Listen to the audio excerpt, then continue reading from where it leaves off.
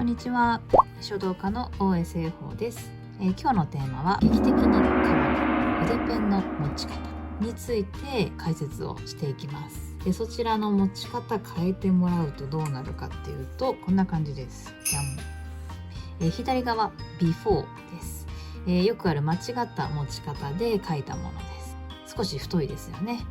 はい、今日ポイント3つお話しするんですけど、3つ守っていただくとどうなるかっていうと、こちらアフターの方ですね。ビフォーよりも引き締まった線で書けるようになります。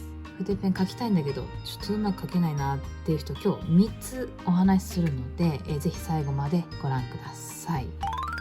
はい、ではポイント、先にお伝えしておきますと、まず1つ目、ペンを立てて書く。2つ目、使える太さは3分の1まで。3つ目、横と縦でメリハリをつける。以上の3つがポイントになります。はい、ちょっとどういうことか想像しながら、ぜひ紙とペン、お持ちの方はご用意の上、一緒に練習してみてください。はい、それでは早速参りましょう。はい、じゃあまず悪い例からいきましょう。先ほどお見せしたこちらのビフォーの書き方ですね。このペン持ちです。このまま書くと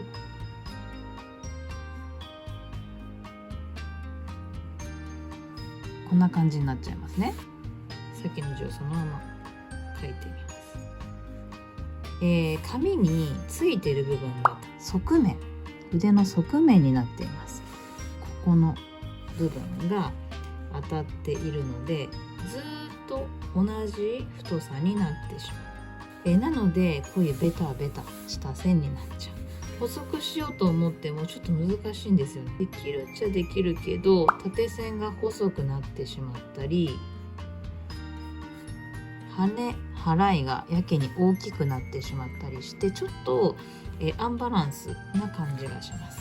この縦線が細くてここが太くなっちゃう。なので、まずはこの持ち方として悪い例はこの45度になっている角度、これはいけません。ご自身の持ち方いかがだったでしょうか。さて、まず1つ目のポイントからいきましょう。1つ目、ペンを立てて書くということですので、まずこの45度ではなくて、シャキーン、筆を立てます。これだけで全然線質変わっていくので、ちょっと試してみましょう。はい、筆立てる時のポイントとしては、人差し指と軸をピタッとくっつけてキュッと持ち上げてあげてください。で、親指が横からこう支えてあげる形、中指から3本はこう揃えてあげて、自然にこう包み込むような形になります。前から見るとこういう感じ。はい、でちょっと準備運動としてこう前後に動かせますでしょうか。前後。はい、でこれで立てて先ほどの字を書いてみましょう。長い。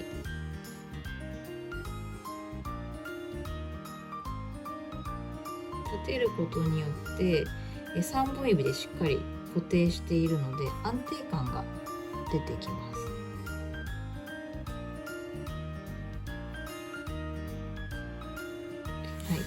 はい、羽とかも変に太くなったりしないので綺麗な線が描けますよね。なのでまずは筆を立てる、これだけ守るだけで字が変わってくると思います。1つ目、ペンを立てて書く。簡潔にまずはこれです。はい、では2つ目のポイントです。2つ目のポイントは、使える太さは3分の1までという話なんですけど、どういうことかというと、これ毛が束ねてありますが、1センチぐらいの太さになってます。これを全て使おうとするとちょっと荒れた線になってしまいます。全部使う。こんな感じで、金風とか書くときはあんまり荒々しい線出さない方がいいかなと思うので、これはあんまり印象的によろしくないですね。はい、じゃあここからちょっと一緒に書いていただきたいんですけど、横線を書いていきます。でその時にだんだん太くしていってみましょう。気をつけられる方は45度でついて45度で止めるということもちょっと一緒にやってみてください。はい、じゃあまずは筆立てて細い線描いてみましょう。はい、でだんだん太くしていきます。できる方は45度。ちょっともっと太く。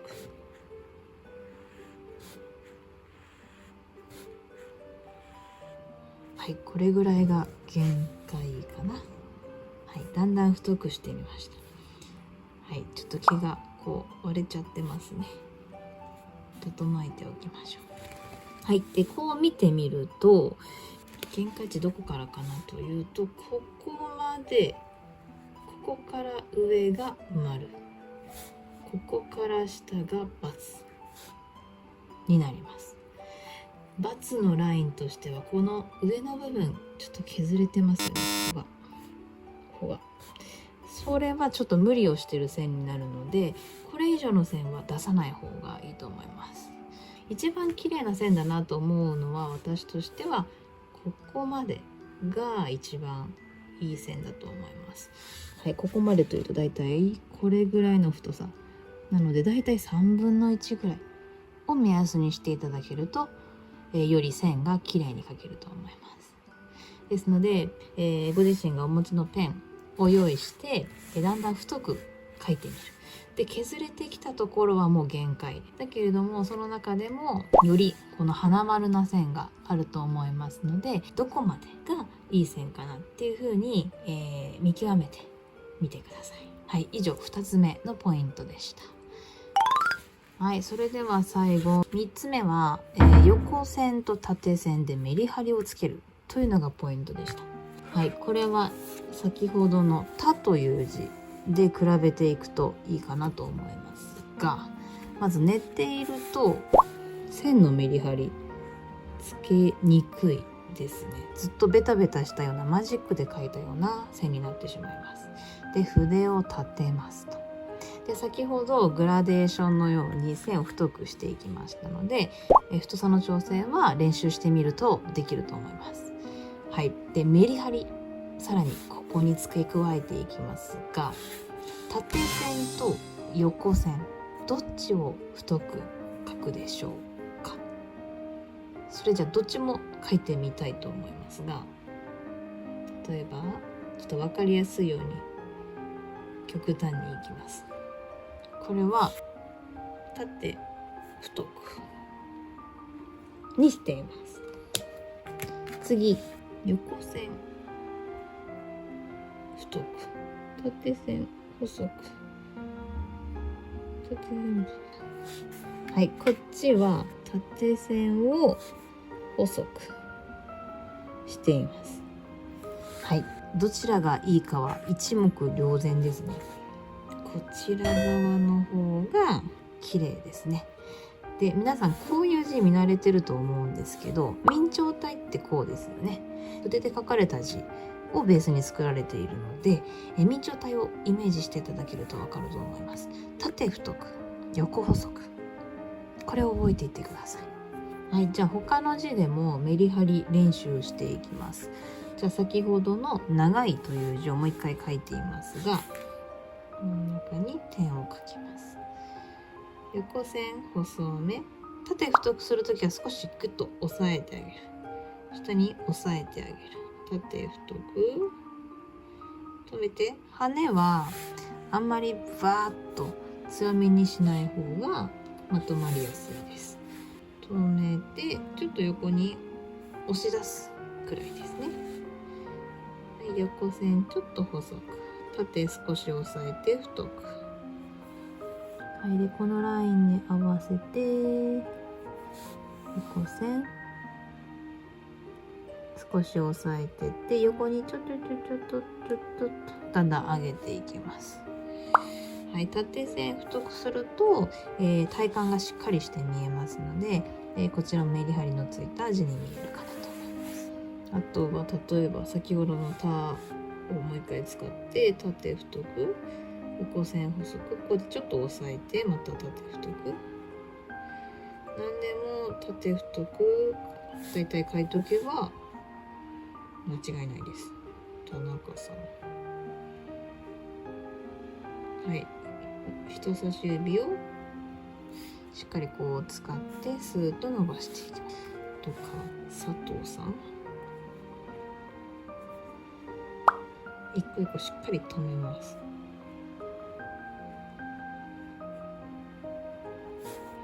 横線細く、縦線太く、